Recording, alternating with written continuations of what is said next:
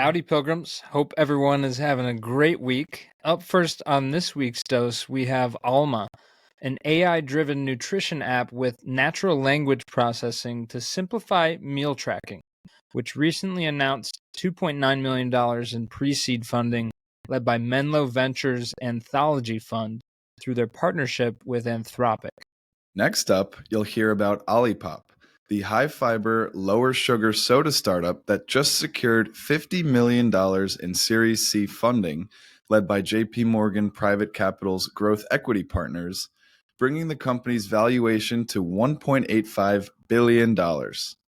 And lastly, stick with us for a breakdown on Via 313 Pizzeria, known for its authentic Detroit-style pizza, which just secured $32.5 million in growth capital, led by Acilia Investments and Brightwood Capital Advisors. Yum, yum. Yeah, a great lineup today. Could you tell we were hungry and thirsty when we put this one together? Yeah, make sure you listen to this dose on a full stomach, folks. Right, exactly. Doctor's orders. Let's dive on in, partner. Here we go.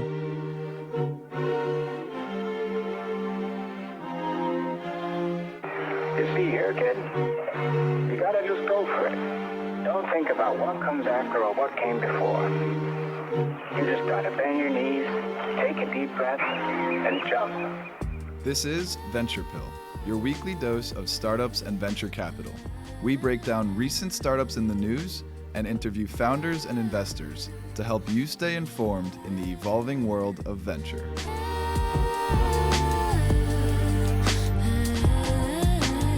All right, first up on this week's dose, we've got Alma, which recently launched and announced $2.9 million in pre-seed funding led by Menlo Ventures Anthology Fund through their partnership with Anthropic. Now, before we get into Alma, we wanted to first mention a little bit more about this Anthology Fund, which began deploying last year. This fund is $100 million to fuel the next generation of AI startups through the powerful combination of Menlo's extensive company building experience and Anthropic's pioneering AI technology and deep research expertise. Right, and on top of that expertise, the perks that come along from Anthropic aren't too shabby. So they include access to Anthropic's AI models, $25,000 in free Anthropic credits, regular access to the Anthropic team for expertise, guidance, and dedicated developer relations support, as well as a strong network of founders and builders in the AI space, quarterly deep dives with Menlo and Anthropic leaders and developer relations team. Keeping the list going here, they also do biannual demo days hosted by the Menlo partners plus Anthropic leaders like President Daniela Amadei and Chief Product Officer Mike Krieger. You can get credits from Menlo Ventures companies. And lastly, fractional workspaces access in Menlo Ventures San Francisco and Menlo Park offices. So a lot of cool benefits there. A lot of VCs claim they are value add, and I feel like that proves it right there. So pretty cool list we had to highlight real quick. And just tying this back, quick plug, it was probably one of our cooler opportunities to interview Huli Tejwani of Coinbase Ventures, kind of tying it back to that. This is kind of feels like Anthropic's version of what Coinbase is doing with their venture arm, but instead of running that in-house, they have partnered with a top-tier VC firm in Silicon Valley. Similar rising tide lifts all boats type of philosophy, leveraging their network to invest in the next generation, and generally the belief that will benefit Anthropic obviously makes sense for Menlo, but kind of a cool idea for Anthropic to set itself apart from some of the other players. So thought that was pretty cool. And tying it back to Alma, which we're really excited about as well, turns out that the founder, Rami Al-Hamad, had started the company as actually an entrepreneur in residence at Menlo, which is pretty cool. So we'll get into that story here as well. Yeah, no, great breakdown on the partnership. Definitely a cool model. I'm curious to see if there'll be future VC and AI powerhouse collaborations like that. Definitely seems to make sense for both parties, as well as obviously the startups that may come out of it. But now, so getting more into Alma, which is an AI-driven nutrition app with natural language processing that helps simplify meal tracking. A little bit more about how it works. The platform uses multimodal inputs, so voice, text, images, barcodes, for easy logging, and leverages clinical research from Harvard's T.H. Chan School of Public Health for evidence-based insights. Yeah, and the problem here is, and maybe some of you guys can relate, most users who try a nutrition app usually quit due to poor usability. It's just a little bit cumbersome. If you've ever tried like MyFitnessPal or something similar to track what you eat, it's just tedious. And so therein lies the problem and an opportunity that's hard to solve. So Rami, who is actually the former VP of product at Whoop, a personal favorite company of ours, which is a fitness and sleep tracking wearable, similar to Aura or some of the other wearables out there. He knows all too well that nutrition, arguably one of the most essential parts of health, is not as easily trackable as, say, fitness or steps or sleep even, from his days at Whoop. And so, that leaves a big gap in the health space to be solved. Yeah, no, exactly, right. We were talking about this. The three prongs of general health are fitness, sleep, and nutrition. And we've covered the wearables market in extensively at this point. And it feels like we're at a pretty good spot in terms of being able to track sleep and track fitness, like you said, Oura Ring, Apple Watches, Whoop. But nutrition is that one missing prong that is still lagging behind, let's say, in terms of helping people actually keep a log of what they've been eating. And yeah, most people quit those apps. I know I've definitely experimented. I know you have as well. And so to address that problem, Alma's solution is removing friction in that process by making tracking intuitive, going beyond calorie counting with personalized guidance with things like recipes as well as restaurant suggestions, gives you a score each day based on how you ate, and also personalizes suggestions based on your preferences and goals. Ideally, it will get way better at the personalization aspect over time as it continues to iterate and refine their product. But yeah, the score each day, I imagine, is similar to like with the Oura Ring. It gives you like a wellness score, and you can change your behavior or your habits to hopefully boost that score upwards. I think it's a similar solution here with Alma.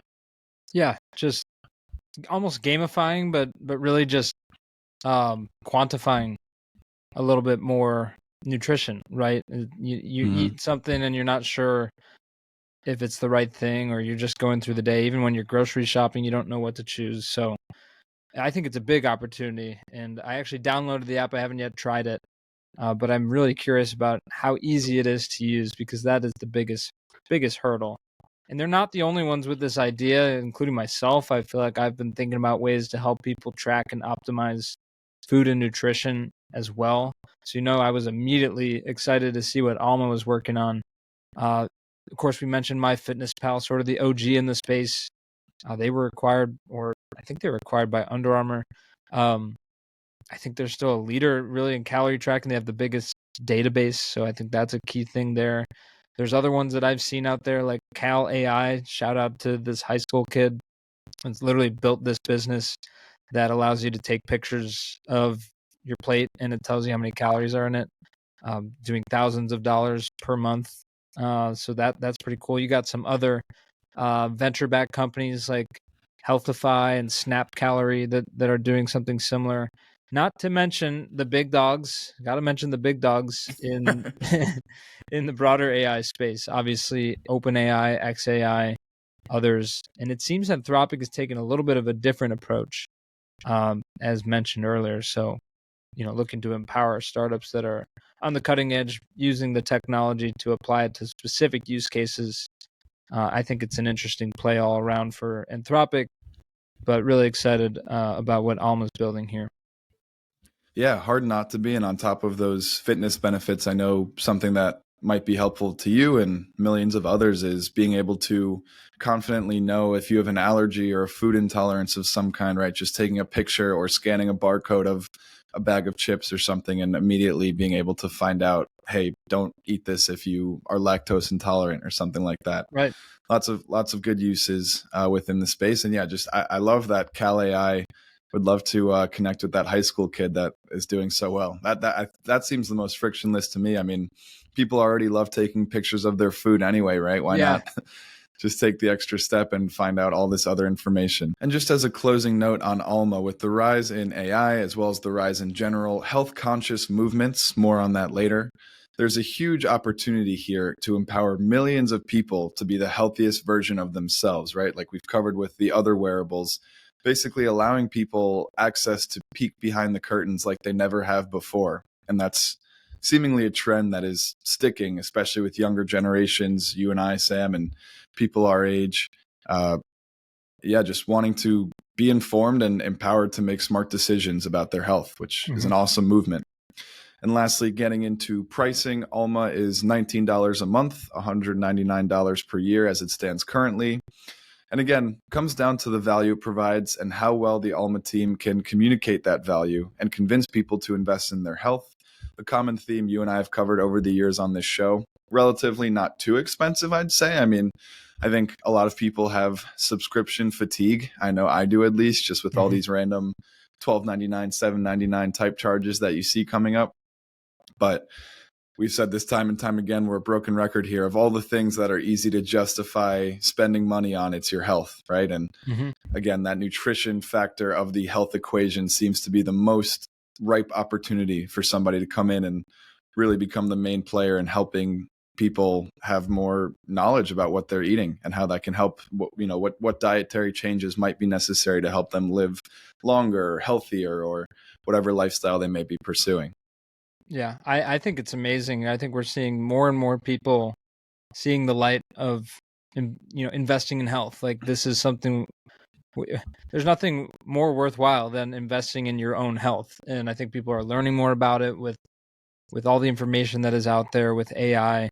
It's just becoming easier to learn about what is healthy and not just relying on, your doctor, your annual checkup that most people probably don't even go to, and just outdated guidance, right? And as everything's accelerating, and it's just really cool to see how that's coming together to help people be more healthy. And yeah, if it's $19 a month or $200 a year, I see a lot of people our age, being able to justify that, as long as it's as cool and useful a service as it seems. So we'll be excited to check it out. Yeah, I mean, $200 a year is probably less than a month's membership at some of the premier gyms. So if you're justifying spending that much at the gym, which you should, we're not saying you shouldn't, you'd think you could make a little wiggle room, sacrifice a couple coffees and fancy dinners, and try to make space for Alma as well. But I will say one thing, and we talked about the bigger models like ChatGPT, XAI. This is kind of a comment on all of these AI companies that are obviously leveraging AI, but applying it in a specific way. And we have to test Alma, but I'm just curious how much better it is than going to ChatGPT and said, today for lunch, I had one chicken breast and, half a cup of broccoli and half a cup of rice or something. And I just would be curious to see how much better this specific platform is than some of those large language models that are already in existence and largely free.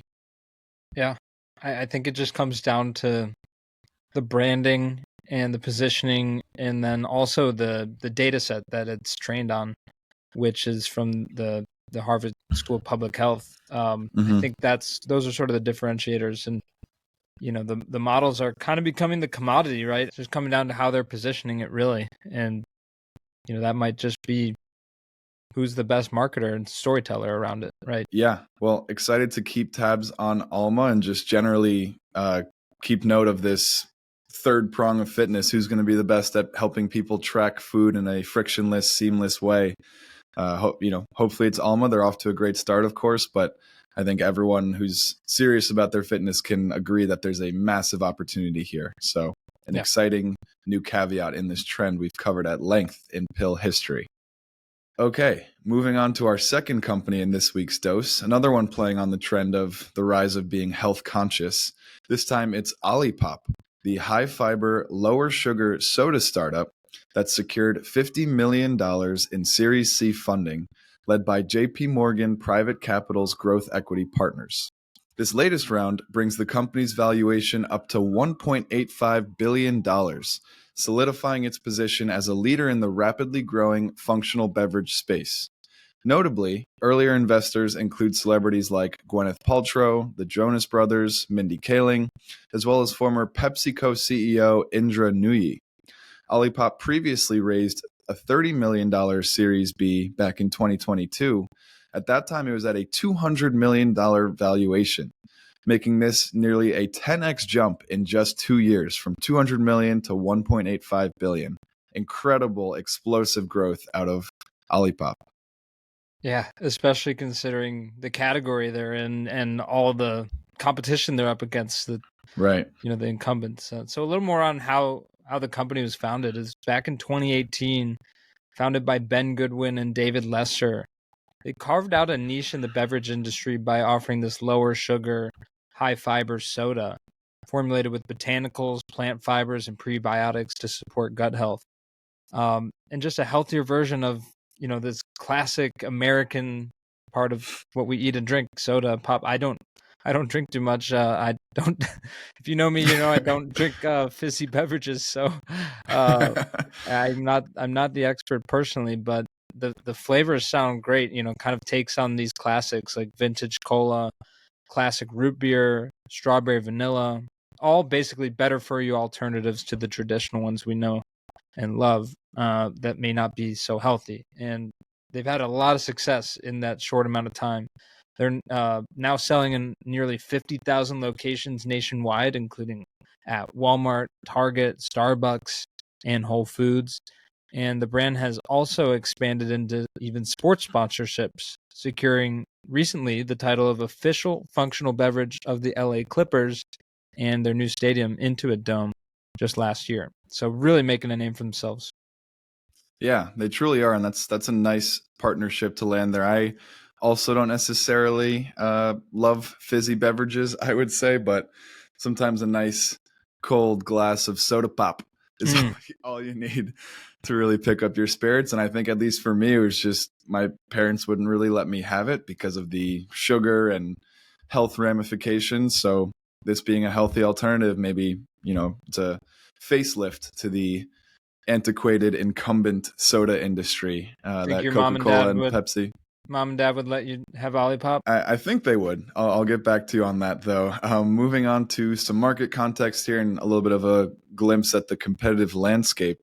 The global functional beverage market was valued at $213 billion in 2024 and is projected to reach $306 billion by 2029, growing at a compound annual growth rate, or a CAGR, of 7.49%. So the industry at large is really taking off, driven by some topics we covered with Alma. But first of all, it's health-conscious consumers moving away from sugary sodas and artificial ingredients, artificial sweeteners, corn syrup, things like that, as well as rising demand for gut health, immunity support, and energy-enhancing drinks.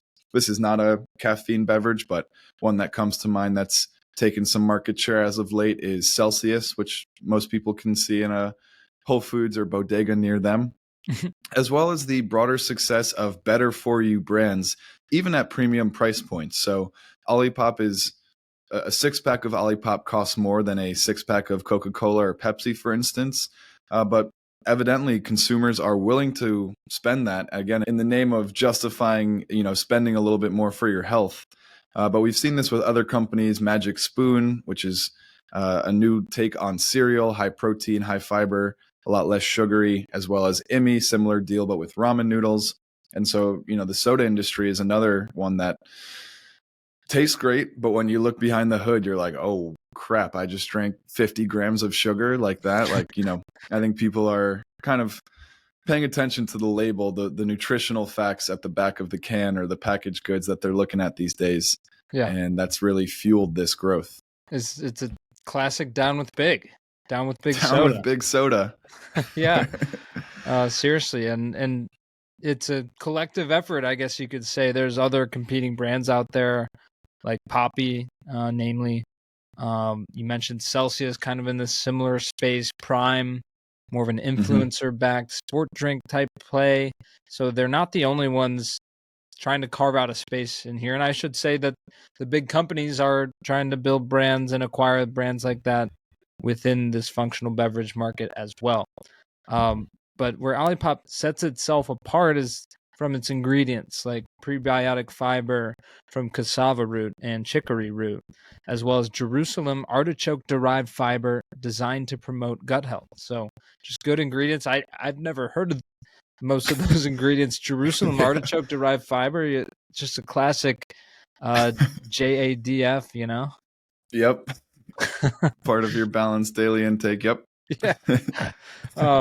But jokes aside, you like to see ingredients like that rather than red 40 or just artificial BS, corn syrup. right? Yeah, just terrible stuff. And so their main competitor, like we just mentioned, is Poppi, which just surpassed $500 million in sales last year, while Olipop's revenue is reportedly in the range of 400 to 450. So not too far behind, and hopefully with this funding, they're looking to accelerate that growth and catch up and become the clear leader. Really impressive. Launched just 7 years ago. They just reached profitability. A rare feat in the beverage startup space, obviously with low margins, but just in general for a startup like that. So congrats to all their success so far. It's pretty impressive. Yeah, cheers to that. And I think you did a good job there of highlighting why consumers like it, right? It's healthy, better for you, got that JADF, Jerusalem artichoke derived fiber. But obviously, on the investing side, investors love it because it's bringing in a lot of sales. And I think there's an element of social media virality to it, right? I think a lot of younger folks are looking for Olipop when they go to their local grocery store. Mm-hmm. And yeah, so they're really playing both sides of the coin here quite well. Just some more news on Olipop. In conjunction with the funding announcement, they've appointed Melvin Landis as the new president. Landis brings over 36 years of experience in the beverage industry, including roles at Coca-Cola as well as Body Armor. And co-founder David Lester will transition from his operational role to an advisory position on the board of directors. Yep. And with this funding, they're going to plan to deploy it in a few ways. First, expanding product development. That's going to go to new flavors, formulations.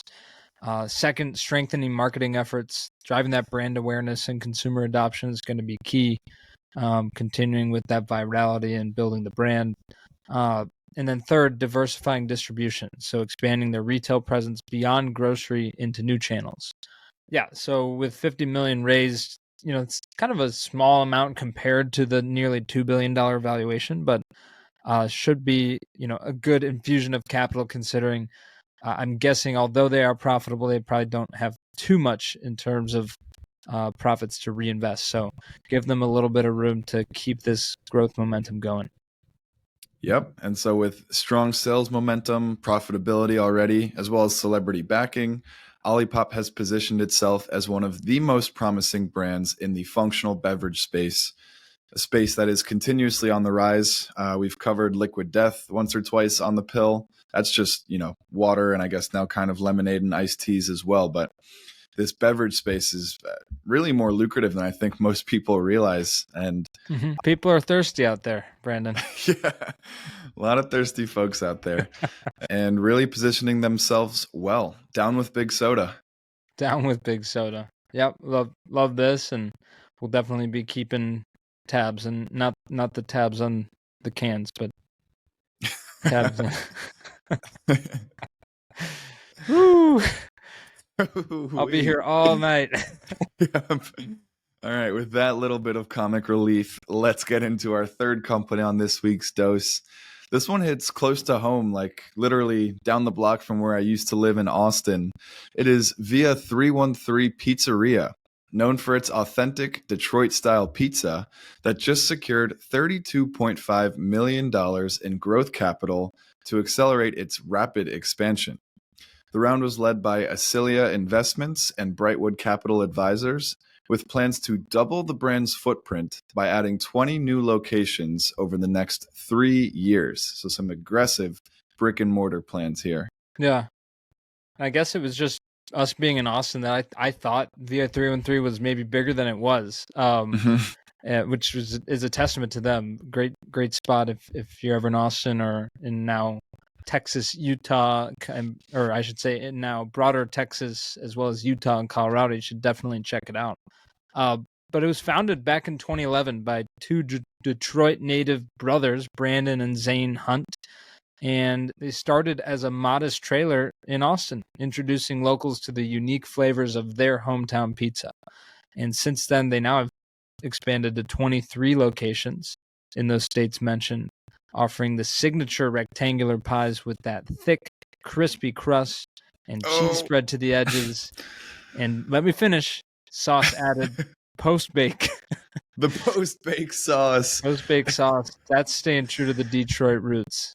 Man, oh man. It's making me salivate a little bit. I'm reminiscing. It was such a great go-to spot for me. You're talking, really. I mean, you're hearing from a Chicago guy and a New York guy. So, you know, two pizza cities of definite stature.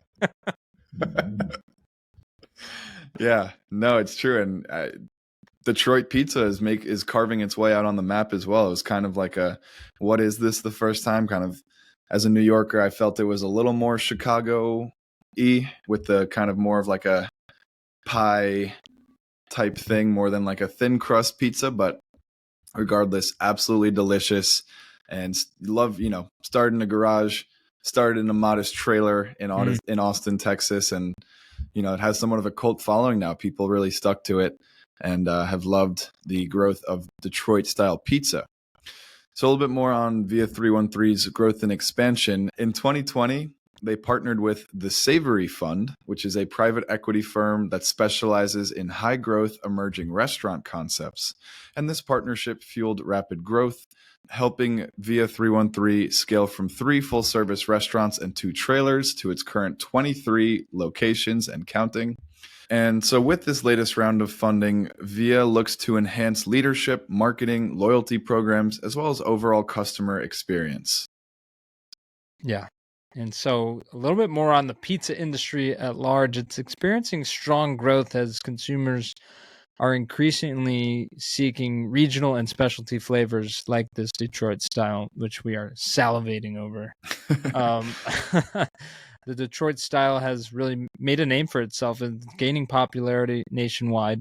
And it's Via 313's commitment to that authenticity, as well as quality ingredients, that allows it to position itself as the leader in this growing demand for distinctive pizza, and really an overall dining experience that has diners coming back for more.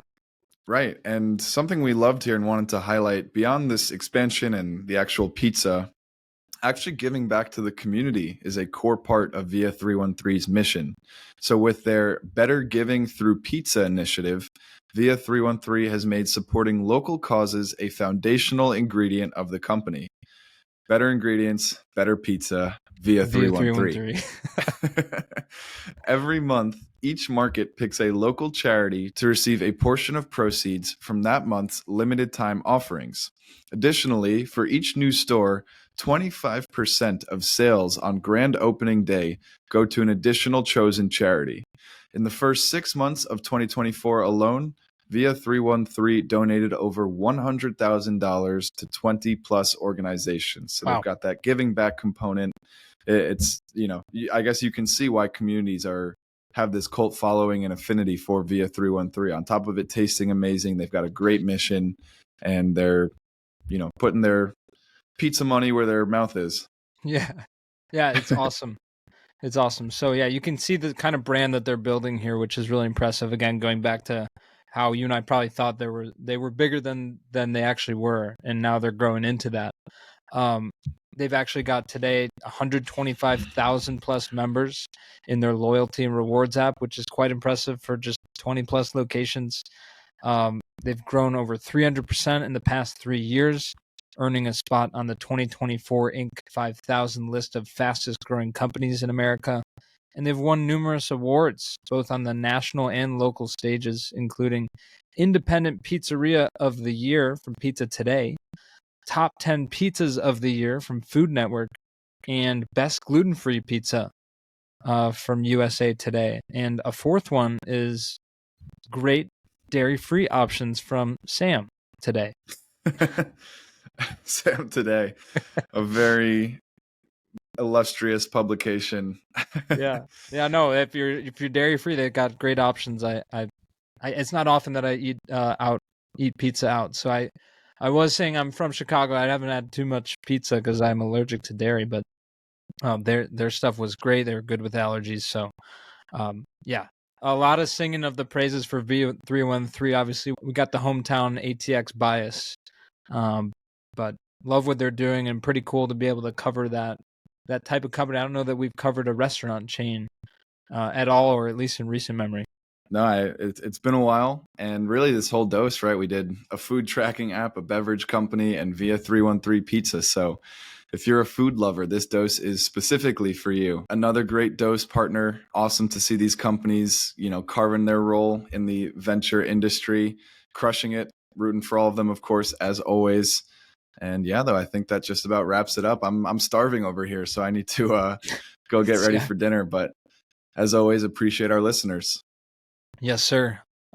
Great dose in the books, and we'll catch you guys next time. Thanks for listening. Y'all take care now.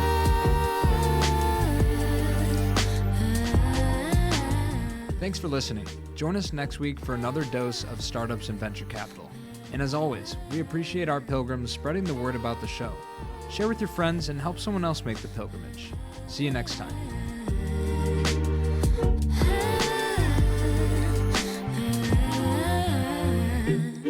She told me that she only bumps my music when she's lonely.